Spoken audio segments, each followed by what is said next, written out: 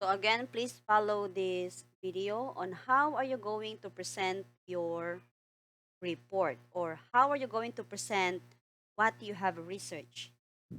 So as I have mentioned earlier, please do not put everything or put every text on your PowerPoint presentation.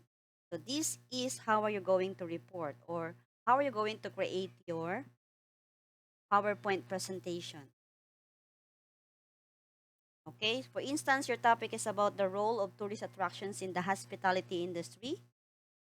So, what is the role of tourist attractions in the hospitality industry?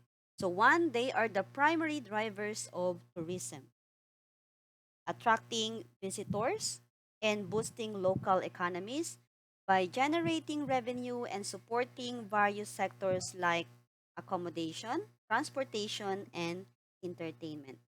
So that is the meaning of interactive presentation. You don't need to write everything. You don't need to write every text from your document. Okay? Then babasahin lang natin. Please refrain from doing that. So try to present your report or what you have researched through this kind of presentation.